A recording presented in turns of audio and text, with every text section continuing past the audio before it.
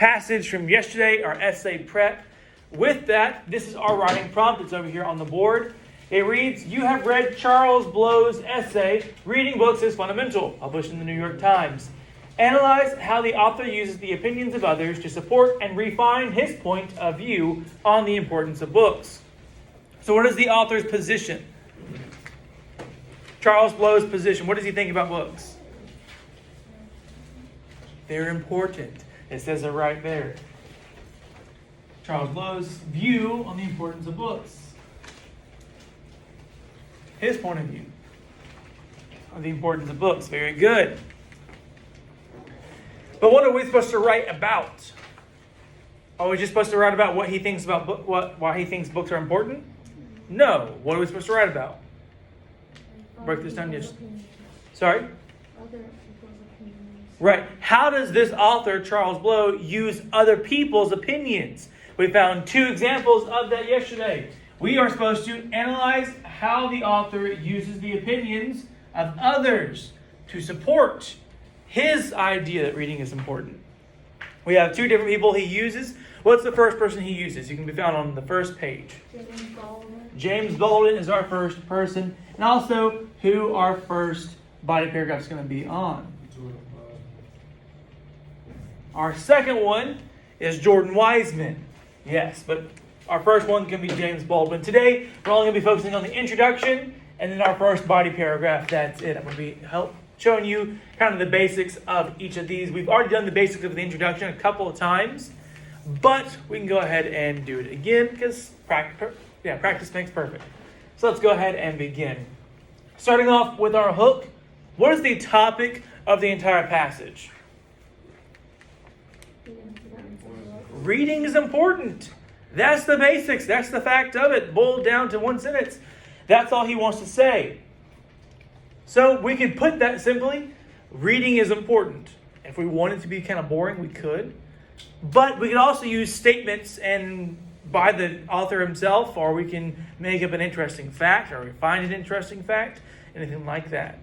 So what I'm going to do, to be a little bit interesting as an attention grabber, I'm actually going to pull a quote from our reading itself. No, that's not it. There we go. If you scroll over to where it says 19, I really liked this statement that he makes. He said, but reading text is not the same as reading a text. Text being books. That reading a text is a single small text. They're a little bit different. I like that statement. I think it's pretty simple. I think it's easy to remember. It's impactful. So I think it could work as a pretty good attention getter. So what I could do, change it up just a little bit, and instead, because it's basically a direct quote, I'll need to have quotation marks, as usual. So I'm going to say, reading texts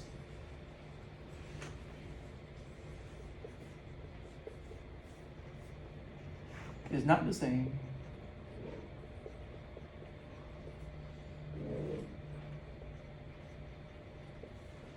as reading a text. Now, because it's basically a direct quote, I need to make sure that I put the quotation marks. And I'm using this as an attention getter. It's a direct statement. It brings up my idea of reading. It works pretty well. Now, I could also use other ones. The one right after that is really nice as well. It's just a little bit longer. So personally, I don't want to write it up here super long. Number 20 reads, there is no intellectual equivalent to allowing oneself the time and space to get lost in another person's mind. And that's a really good statement itself, too. But personally, I didn't want something that long to start off. I wanted something a little bit more short and direct. So reading text is not the same as reading a text. That's what I am saying here. And I think it's a pretty good hook. It brings up our topic. Next, though, we need a lead in. And this is where y'all shine. This is where most students start off. How do you usually start off your essays? Sorry? In this text, right? In this space, in this article, in this whatever. That's how you usually start. You usually are starting with your lead in. That's where most of you start. It's okay to keep using that for now. That's okay. We'll change it up some eventually. But it's good to start off with it now. In the article, what's the article's name? Reading books is fundamental. Reading books is fundamental, or just reading is fundamental? Reading books is Reading books.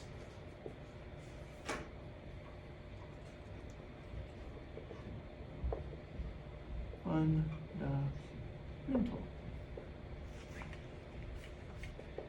In the article, reading books is fundamental, Charles Blow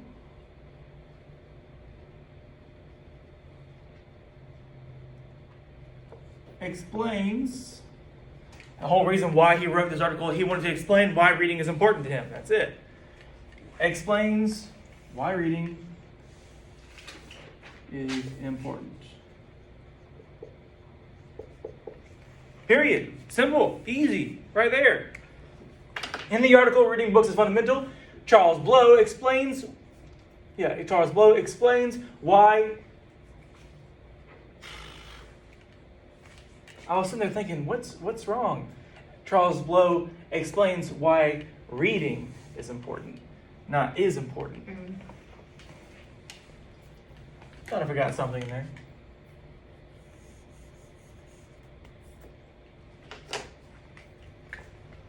Why reading is important. There we go. So now I have grabbed up my reader's attention with the topic I want to talk about, reading books. I have now introduced my article, Reading Books is Fundamental, and my author, Charles Blow. So I've done a couple of things already. Now I need to go tie those all together. I need to tell you exactly what do I need to write about. And what do I need to write about again? If we look over at the writing prompt. There we go. How does he use other people's opinions to do what?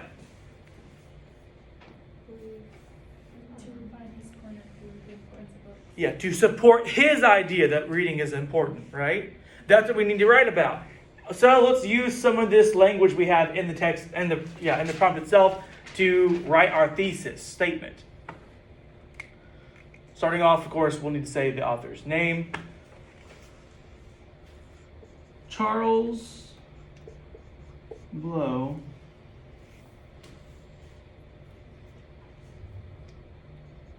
uses the opinions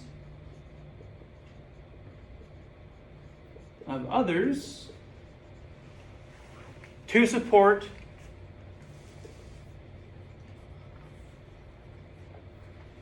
and refine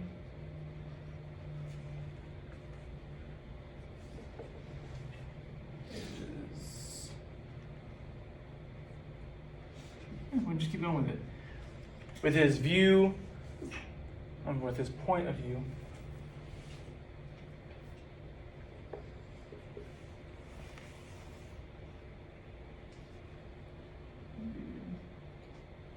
On the importance of books.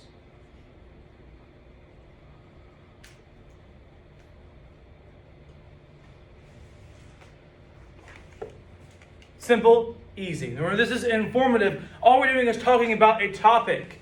The topic they gave us is this essay, and how does Charles Blow support his point that reading books is important with the opinions of others? That's what he does. That's all we have to write about. The first time that he does this is with James Baldwin. So it makes it really easy for us to realize, there's only going to be 2 body paragraphs, because he only uses 2 opinions of others. James Baldwin and then Jordan Weissman. So our first body paragraph should be about James Baldwin. And look how easy that was to create that introduction. It's simple and easy, but it takes time and practice to get good at it. And that's what we're going to make sure that you have plenty of time to practice doing this. So we have our introduction now. Now we need to go to our body paragraph. Usually how I like to start our body paragraphs, I think a simple, easy 3-sentence paragraph is a good place to start. You can always make it longer if you want to, though 3 sentences is as short as you should be able to make it. First off, we need to actually do what we need to, which is analyze. How does the author use these people's opinions? So let's look at that first use of James Baldwin's opinion. If we go over the very first page, we'll see this.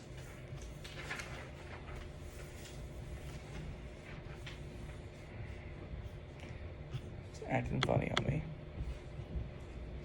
We'll see it. There you go. Closer to the bottom right side. Number 13, James Baldwin, one of the authors who most spoke to my spirit, once put it this way. You think your pain and your heartbreak are unprecedented in the history of the world. But then you read. It was books that taught me that the things that tormented me the most were the very things that connected me with all the people who were alive, who had ever been alive. This is the inimitable power of literature, to give context and meaning to the trials and triumphs of living. That's what he states with James Baldwin's opinion. That's right there. So what is James Baldwin talking about when he says, what does literature do for us? What does James Baldwin say literature does for us?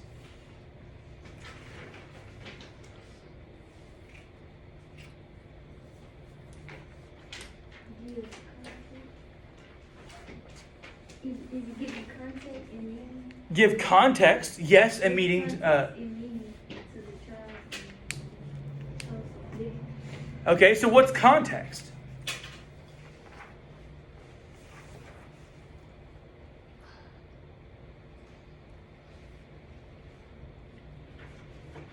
Don't know? What if let's see, when it comes to our book, all right, Fahrenheit. What if the only thing I gave you when it came to this book was just this one line here?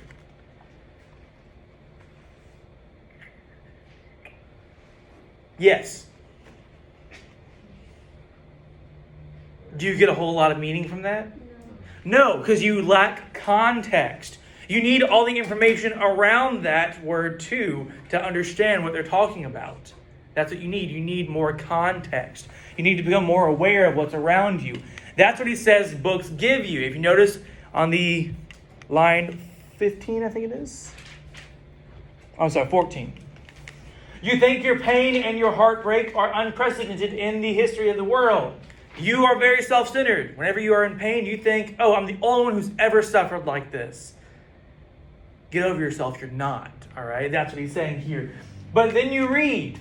It was books that taught me that the things that tormented me the most were the very things that connected me with all the people who were alive, who had ever been alive. So, reading gives people context, gives people connection to other peoples. Lets you feel a little bit more connected to them. That's what he is saying reading does for you. Now let's figure out, does this support the idea that reading is important?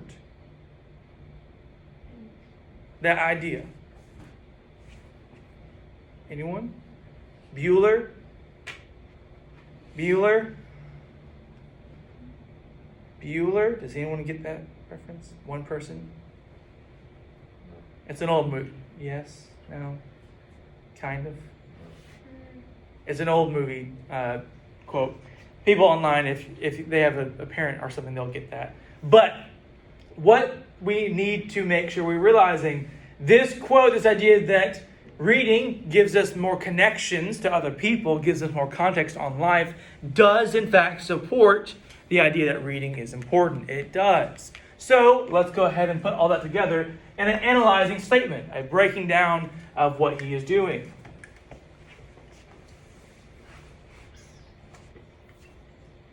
Charles Blow uses James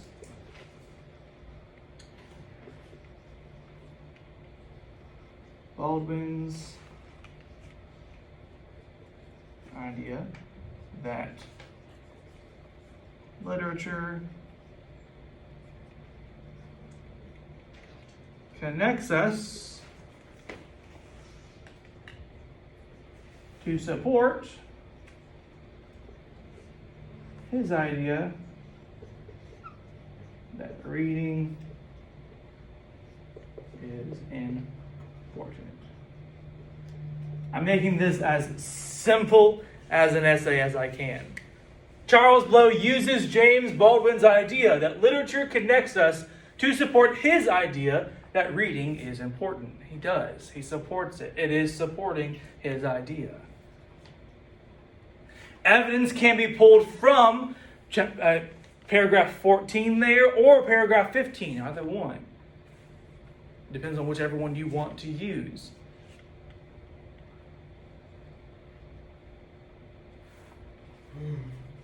Because I made this point that literature connects us, I need to make sure to back that up with something from the text itself. So I need to go ahead and do that.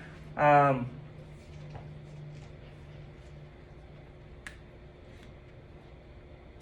going to change some things up a little bit. If I'm making changes to a text, I need to make sure I follow my text rules, my text evidence rules. I gave that to you, all those rules, when it comes to this evidence cheat sheet. It looks like this. If you've lost it, don't worry. When we get back to school after the break, I'm going to have a master cheat sheet for everyone, and that you will keep, you will love forever. Okay? So, make sure you're ready for that. I'm going to be using some of these rules right now. Since I don't really want the entire section of 14, that's a lot of writing and it's way too much, I'm going to chop it up some. Instead, I'm just going to use a few of these phrases. It was books that taught me. That's the first one I'm going to use. All I'm going to do is literally take it from there. It was books that taught me. Now I'm going to skip a couple of words on to the point that I want to make. That taught me.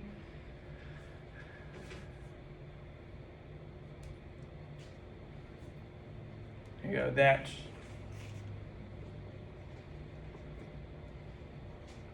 I'm going to add the word we.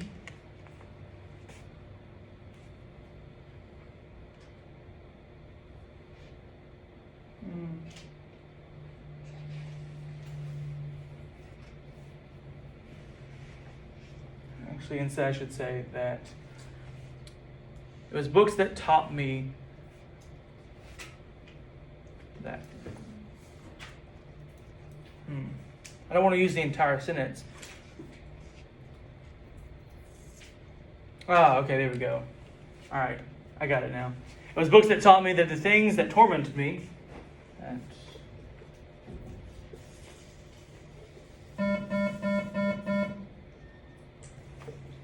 Seniors, class change. There you go. Now I'm going to skip over a little bit. Connected me with all the people who were alive.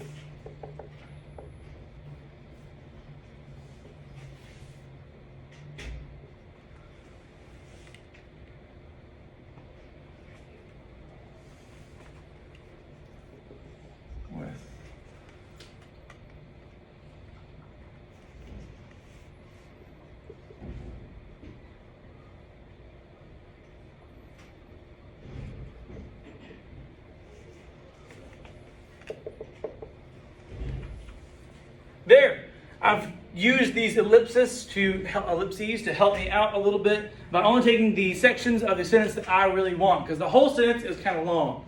So I just wanted to chop it up a little bit and get what I wanted from it. It was books that taught me that the things that tormented me connected me with all the people who are alive. That's my evidence for my statement. It's not good enough just to have evidence, though. As a writer, you have to assume that the person reading your work is dumb. As weird as that sounds.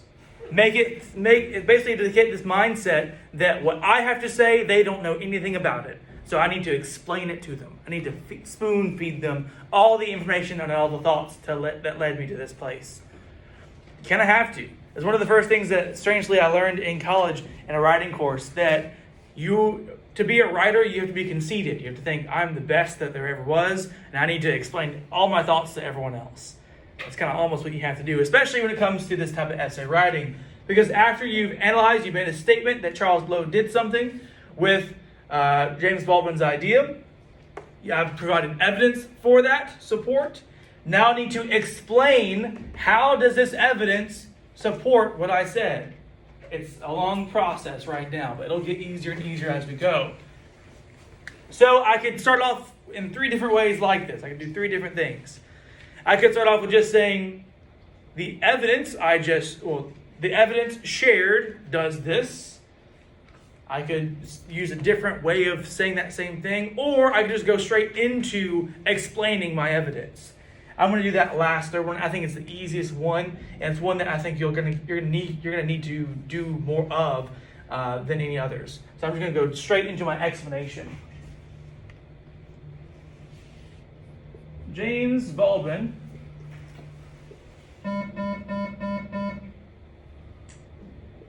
Junior, believes class that change. reading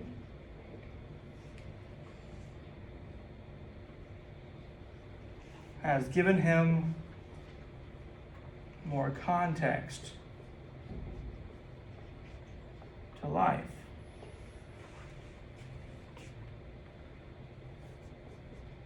This context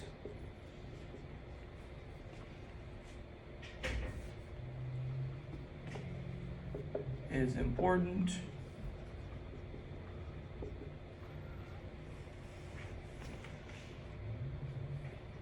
to Charles Blow's idea that reading is important. Now I've gone from my analyzing statement. I know it's kind of hard for you in the back. If you need to move up here, please feel free to. Okay, I do apologize for the podium. So I have my analyzing statement. This is what Charles Blow did, or why he even brought up James Baldwin's idea. This is my piece of evidence taken from James Baldwin's idea. Me explaining it. James Baldwin believes that reading has given more context to life. I should say given him more context to life. This context, or this idea of context, is important to Charles Blow's idea that reading is important. It's a good supporting backup piece of information for him. It's explaining it.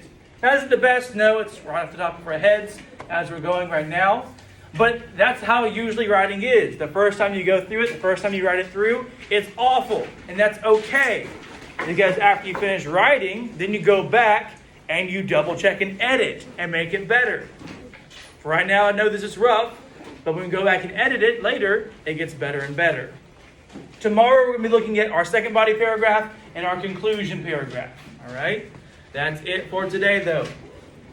You are about to be called pretty soon.